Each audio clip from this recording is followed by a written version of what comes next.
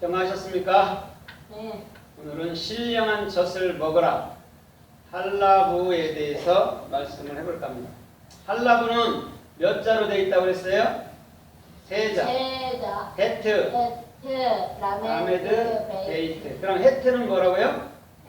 그리스도의 생명. 그쵸? 그 다음에 라메드는 익힘. 그 다음에 베이트는 마음. 그쵸? 그러면 하나님 그리스도의 생명으로 진리를 익힌 마음을 할라부, 젖이라고 그래요. 그래서 젖은 어디서 나와요? 몸에서요. 예, 두 유방에서 나오죠. 그렇죠? 반드시 두 유방에서 나오는 거예요. 그러면 그 젖이 있는 곳은 어디예요? 몸안. 예, 몸안, 우리 마음 아니죠. 그래서 항상 안에서 밖으로 나오는 거예요. 오늘 저와 여러분들의 중심도 마음속에 신령한 젖인 생명의 말씀이 있어야 될 줄 믿습니다. 그 생명의 말씀은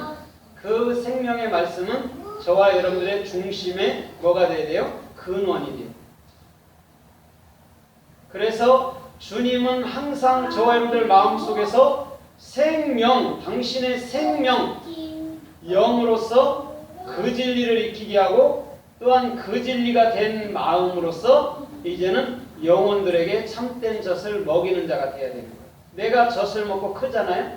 그럼 반드시 또 젖을 먹여야 되는 자가 되어야 됩니다.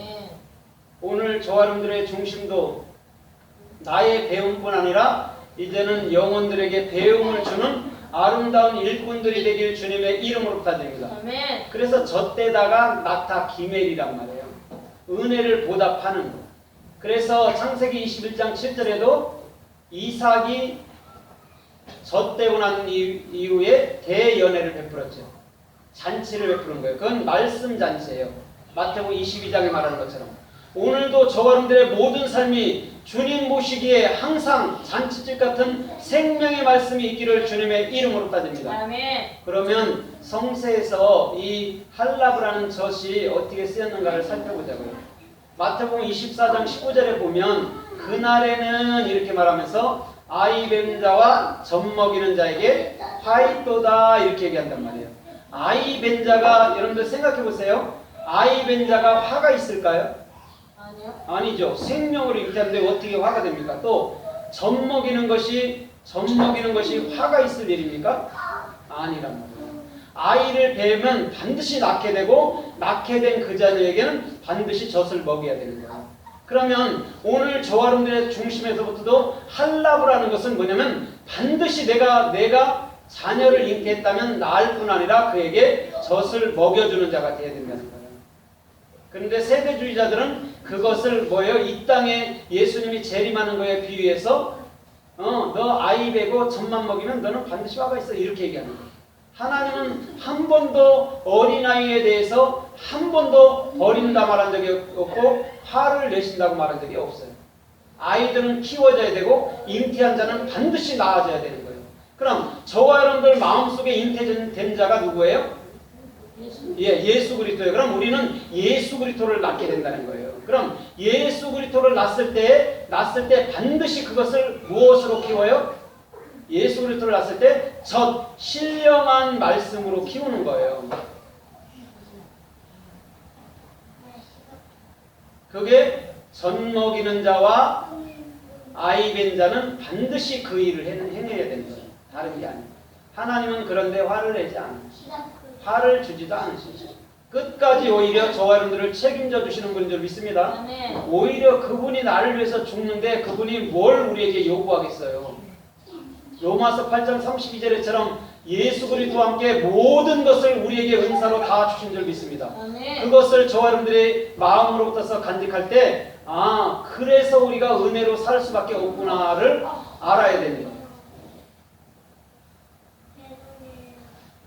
오늘 저와 여러분들의 모든 삶이 은혜로 살기를 주님의 이름으로 부탁드립니다.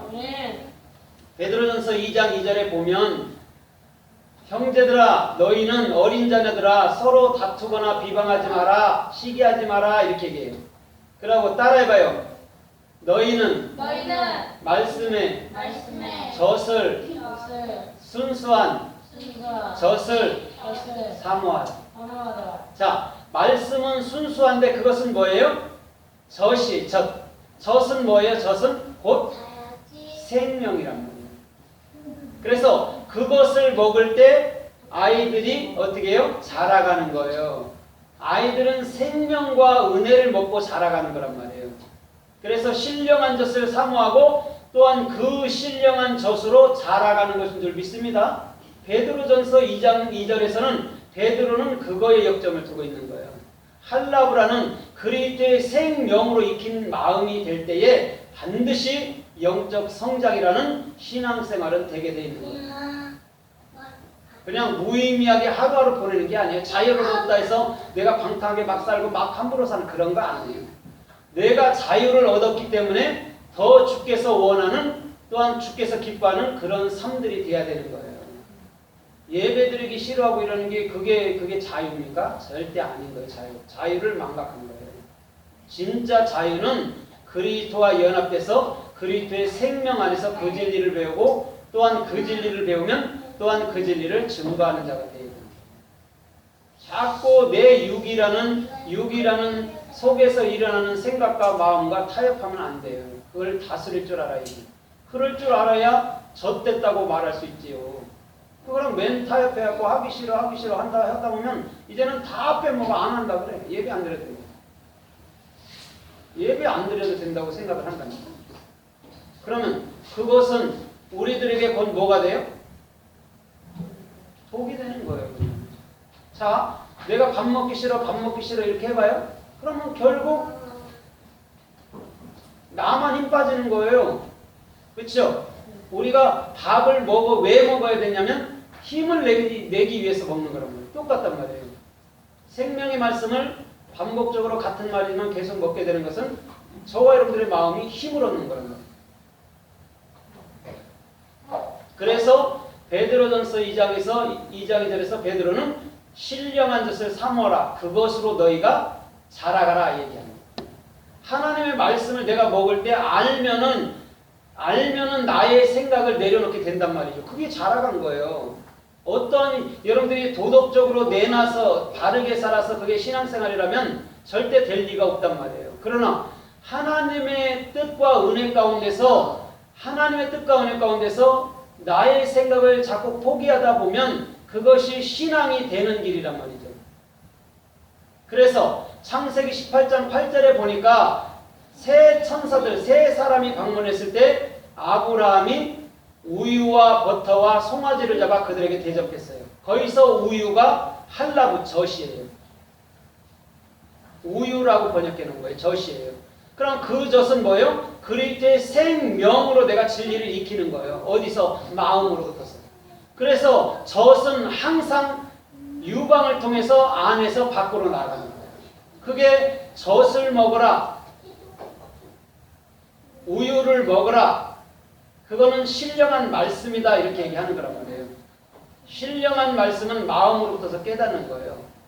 그래야 그 마음으로부터서 신령한 말씀을 이제는 흘려주는 자가 되는 거죠. 알지 못하는데 누구한테 얘기하겠어요? 나도 모르는데. 내가 뭔 말이든지 알아야 남에게 증거할 수 있단 말이에요. 그래서 창세기 49장 12절에도 보면 너는 포도주로 인해서 눈이 붉겠고 우유로 인해서 네 이가 희리로다 그래요. 거기서 우유가 할라고 젖이에요. 그럼 이가 뭔데 이를 희게 한다고 얘기를 해요? 흰 거는 예수 그리스도밖에 없단 말이에요. 그럼 이는 뭐예요? 이는 쉰 올바른 비전 말씀을 묵상하는 거란 말이에요. 그러면 그곳은 말씀을 묵상은 곧 무슨 말씀을 묵상해요? 젖 할라브를 묵상하는 거란 말이에요. 그러면 이가 희진단 말이에요. 쉽게 말하면 희진다는 게 뭐냐면 영적인 삶이 된다는 거죠. 내 생각을 버리고 영의 길을 선택한다는 거죠. 그것을 이가 희게 된다는 거죠. 근데 많은 사람들은 여전히 하나님을 나에게 맞추는 게 하나님 이거 해주세요 저거 해주세요 이런 식으로 맞추는 거죠. 그것은 육적인 사람이죠. 그죠? 영적인 사람은 하나님께 내가 맞추는 거예요. 아이 때는 그래서 달라 하지만 장성한 사람이 되면 오히려 주는 자가 되는 거죠. 엄마에게도 그렇고 부모에게도 그렇고 이웃에게도 그렇고. 근데 아이 때는 달라 하죠. 그래서 저와 여러분들의 모든 삶에서부터 주께서 원하는 생명의 그 길, 생명의 그 온전된 길로 걷기를 주님의 이름으로 부탁드립니다. 아멘.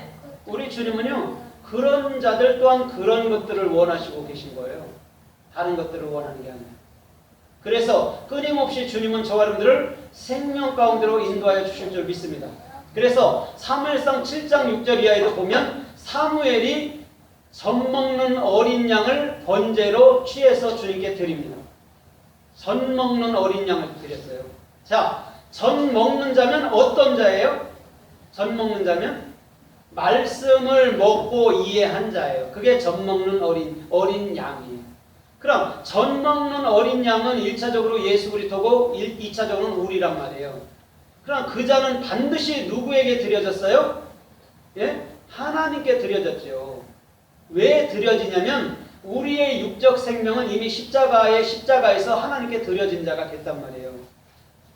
그 십자가의 비밀을 정확히 이해하지 못하면 그 십자가는 뭐예요? 하나의 역사 속에서 예수님이 젖었던 걸로 끝나는 거죠. 그러나 하나님은 역사 속에 있는 그런 하나님이 아닌 줄 믿습니다. 오늘 저와 여러분들의 삶 속에, 마음 속에 계속 역사하시는 분이에요. 하늘나라에 계신 분이란 말이에요. 인류의 역사를 보면 절대적으로 하나님과 우리와의 그런 관계가 성립되지 않아요. 그래서 아브라함한테, 믿음의 조상인 아브라함한테 믿음을 배워보려고 합니다. 배울 수 없어요. 아무리 아브라함을 묵상해도 절대 그런 믿음은 아니에요. 그런 믿음은 하나님의 말씀을 배움으로 여러분들